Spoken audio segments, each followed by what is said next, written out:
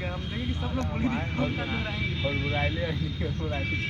हाँ, तो नमस्कार आप सब साथियों का। जैसा कि हमारा टॉपिक था ब्रिक्स के हम लोग को बात करनी थी। ब्रिक्स क्या है, इसके क्या महत्व हैं, इसके क्या कॉन्सिक्वेंसेस हो सकते हैं, इंडिया के साथ इसका कैसे रिलेशन है, इंडिया का इसमें क्या अपना निजी नीड है या फिर सार्वजनिक नीड है, जो भी है।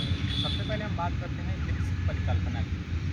तो ब्रिटेन के एक अर्थशास्त्री जी कोनी उनका एक रिसर्च प्रकाशित हुआ था, ड्रीमिंग विथ ब्रिक इन 2050।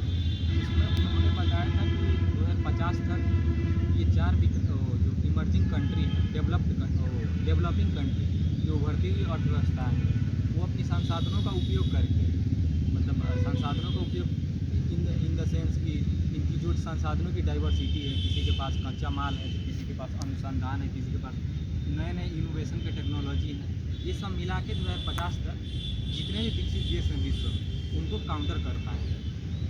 ये उनकी परिकल्पना थी। 2001 की ये बात है।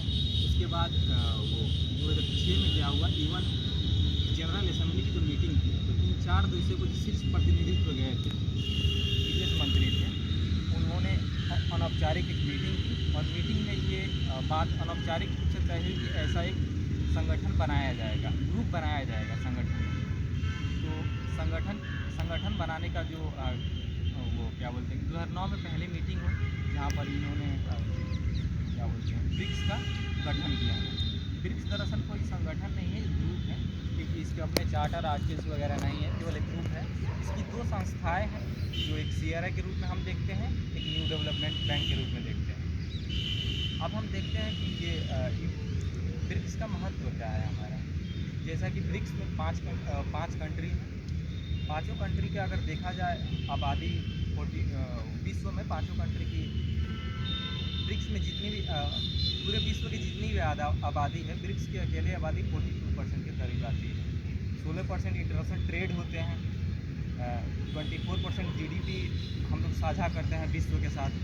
इस मामले से काफ़ी अच्छा संगठन उभर के काफ़ी अच्छा और काफ़ी शक्तिशाली संगठन उभर के सामने आता है, क्योंकि हमारी इतनी भागीदारी है, एक शक्तिशाली संगठन के रूप में ऐसे जाना जाता है। अब देखते हैं कि ये क्या बोलते हैं कि महत्व के बारे में आगे बात करते हैं। तो ब्रिक्स का महत्व इसलिए ये और ज़्यादा इम्पोर्टेंट हो जाता है, क्योंकि ब्रिक्स की जब स्थापना हुई थी, ब्रिक्स में 2 ऐसे ये संगठन हैं, वो काफ़ी महत्वपूर्ण है। एक न्यू डेवलपमेंट बैंक, जैसे कि पूरे विश्व में 2 ऐसे वो ऑर्गेनाइजेशन है, एक IMF, एक वर्ल्ड बैंक। तो IMF कभी भी किसी देश को अगर लोन देता है तो अपना कुछ सैंक्शन लगाता है, अपनी कुछ उसकी क्या बोलते हैं नीति बनाती है। जैसे 1991 में हमारे देश में आर्थिक संकट आया था, तो आर्थिक जब संकट आया था तो उन्होंने लोन दिया था। लोन के बदले उन्होंने LPG नाम की वो प्रावधान किया था, ताकि हम अपने देश में वो प्राइवेटाइजेशन लाएंगे, विदेशी कंपनियों को बुलाएंगे या फिर ऐसे रिफॉर्म करेंगे, उसके मान को कहने लगे। इस प्रकार का सैंक्शन है। तो इन सैंक्शन को काउंटर करने के लिए ब्रिक्स जो भी इमर्जिंग कंट्री हैं, इन्होंने सोचा कि आखिर ऐसा क्या बनाया जाए। इन्होंने न्यू डेवलपमेंट बैंक बनाई, जिसका मोटो उद्देश्य ये था कि जो भी सदस्य देश हैं या फिर जो भी विकसित या जो भी अन्य देश हैं, उनकी बुनियादी परियोजनाएं जो भी हैं, उनके ढांचागत परिवर्तन जो भी हो सकते हैं, जिसमें शिक्षा, अनुसंधान, रोड्स वगैरह जो भी हैं, उनको सुधारा जाएगा लोन देकर। और वो सुधार जो होगा सस्टेनेबल डेवलपमेंट का होगा। ये नहीं कि फैक्ट्री भी बैठा रहे हैं तो इन्वायरमेंट ख़राब कर रहे हैं, वैसा नहीं। सस्टेनेबल डेवलपमेंट होगा, उसके लिए भी वैसा उपाय किया जाएगा, ताकि अब विश्व का जो विकास हो उसमें जलवायु परिवर्तन या फिर अन्य सारे जो खतरे हैं वो ना हो पाए। इस प्रकार का ये था। और उसके बाद जो CRA है, वो आपका कंटिजेंसी आकस्मिक निजी समझौता, उस समझौता में ऐसा ये था कि इन 5 देशों पर अगर ऐसा कभी संकट आता है कि ये क्राइसिस में फंस जाते हैं, तो इनकी लिक्विडिटी को, तरलता को बरकरार रखने के लिए इनको शॉर्ट टर्म के लिए लोन दिया जाएगा, क्योंकि ये इमर्जिंग कंट्री है। इमर्जिंग कंट्री अगर ये क्राइसिस में फंस जाते हैं, जिसके कारण ये भरभरा के नीचे गिर जाएंगे, तो इनको सपोर्ट के लिए वो लोन दिया जाएगा।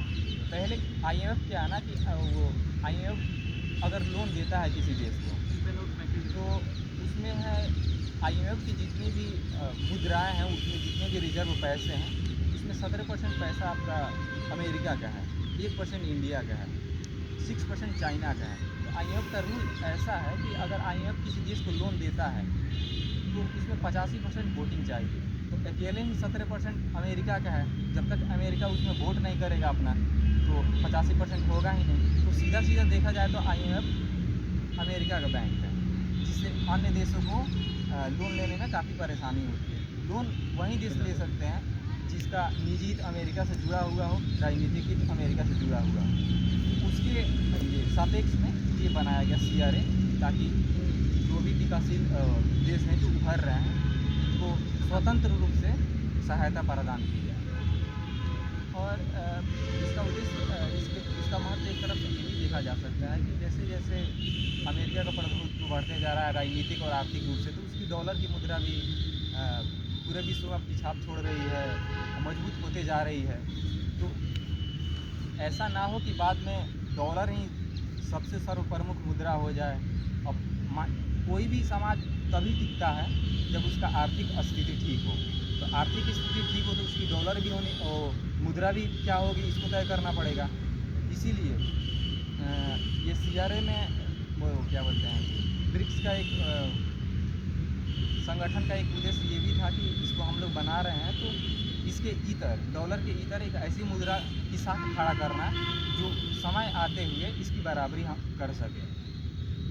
और जितने भी अविकसित देश हैं, अमेरिका अगर सही और जितने भी अविकसित देश हैं वो लोन लेना चाहते हैं या फिर अपना विकास करना चाहते हैं, तो जितने भी विकसित देश हैं जो विकसित कर चुके हैं अपनी वो इंडस्ट्रियलाइजेशन की वजह से, और सारे नवाचार की वजह से, तो उन देशों पर वो सैंक्शन लगाते हैं कि जलवायु ख़राब हो रहा है, जलवायु परिवर्तन ख़राब हो रहा है, इन्वायरमेंट ख़राब हो रहा है, तो तुम फैक्ट्री ना बैठाओ, अन्य सारी गतिविधियाँ ना करो जिससे पर्यावरण की क्षति हो वगैरह वगैरह। जबकि वो खुद उसका उपयोग कर चुके हैं। तो उन कंट्रियों के सहारा के लिए, मतलब उन कंट्रियों के सहारा के लिए एक व्यापार का ब्लॉक ये ब्रिक्स तैयार हुआ है, जिससे अगर विकसित देशों का सहारा ना भी मिलता है तो एक पुल के रूप में काम करें, जिससे क्या हो कि ये जैसा कि भाई साहब ने बताया कि नॉर्थ और साउथ के बीच में एक ऐसा शक्ति भी उभरे जो इन देशों की सहायता करती है। अब देखते हैं कि इसका भारत पर हमारा क्या महत्व हो सकता है, ब्रिक्स का भारत से क्या महत्व है। जैसा कि चीन से हमारा संबंध काफ़ी ख़राब ही रहा है, चीन से हमारे कई सारे मतभेद हैं, तो चीन को बहुत सारे मुद्दों को मनाना, जैसे कि UNSC के सदस्यता को लेने के लिए या फिर टेररिज्म के मुद्दे पर, ये द्विपक्षीय वार्ता में ऐसा संभव नहीं हो पाता है, क्योंकि द्विपक्षीय वार्ता में कहीं ना कहीं 1962 वाला उठाव हमेशा दिखता ही है, हमेशा एक दूसरे में संकोच रहता ही है, संदेह रहता है कि कहीं ये तो किसी से वार हो ही जाएगा या फिर जो भी हो। तो अगर ऐसा कोई मल्टीपोलर ऑर्गेनाइजेशन रहता है, बहुपक्षीय संस्थान, तो जिस पर बात करने पर और सारे देशों का भी दबाव रहता है। जैसा कि जब ब्रिक्स की पहली बैठक हुई थी 2009 में, तो मसूद अजहर जैसे मोहम्मद को आतंकवादी चाइना ने घोषित किया था, माना था कि ये है, तो कहीं ना कहीं उसका अपना ये निजी मानना नहीं था, वो पांचों देशों के दबाव में आकर माना। इसी प्रकार UNSC में सदस्य की बात हो या फिर टेररिज्म करने की बात हो, तो इंडिया और चाइना दोनों के शीर्ष नेतृत्व एक टेबल पर बैठ सकते हैं, ऐसा एक संगठन किया है। और उसके बाद ये भारत एक विकसित देश, इमर्जिंग कंट्री है, तो इमर्जिंग कंट्री में और चार चांद लगाने के लिए इन पांचों देशों का आपसी सहयोग काफ़ी ज़रूरी है, क्योंकि ट्रेड्स वगैरह जो भी है पांचों देश मिलकर करेंगे तभी बढ़ पाएगा। ये हो गई भारत के साथ महत्व की बात। अब देखते हैं कि ये ब्रिक्स का आगे क्या भविष्य है, ब्रिक्स कैसे आगे काम करे।